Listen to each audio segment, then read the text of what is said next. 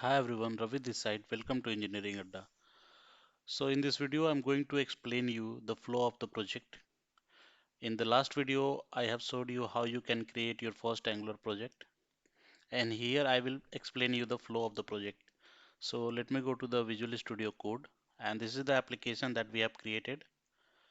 And inside this application, if you go inside the SRC, you can see this app, and inside the app we have these components like app component.css, .html file, app component.ts file, spec.ts, app module.ts.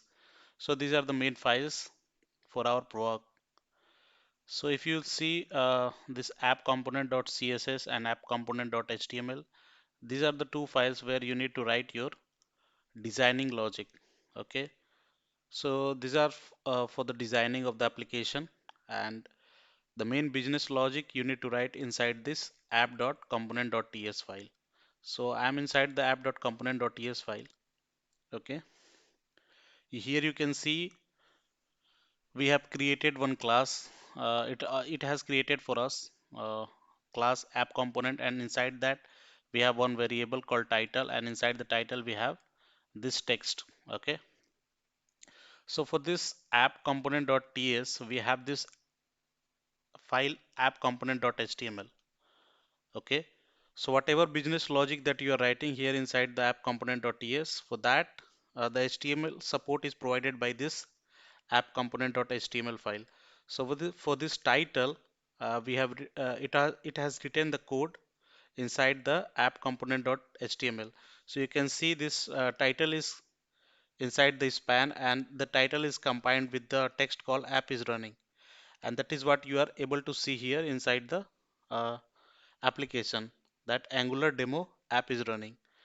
So the title contains the text Angular demo, and then it is bind by this text app is running. So let me go to the app component.ts. You can see the title is Angular demo. If you, I will change this title to the engineering adda. Let me try to show you and then save it. And let me go to the browser. You can see it is reflecting engineering adda here. So this is how we can bind our component.ts and HTML. Okay. And the final page for this application is index.html. Okay. So here you need to call your selector. So for this component, if you'll go inside the app component.ts, you can see the selector name is app root, which is being called inside the index.html. So if you are creating any component, you need to call that component selector inside the main page, which is index.html. So this is the flow.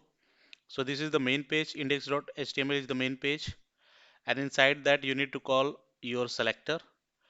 And to provide the HTML support of the component.ts, you can use HTML component dot sorry app.component.html, and for the CSS you can use app component.css. Okay, so this is the normal flow. Now let me go to the package JSON. So in this file you can see these are the dependency that has installed for this application. So if you need some new dependencies, you can mention it out here. So it will install it for you. So this is about the explanation of the project. This is about the flow of the project. If you like the video, please hit the like button and please subscribe the channel for more such content. In the coming videos, I will show you how you can create your custom component and how you can use it. So thanks.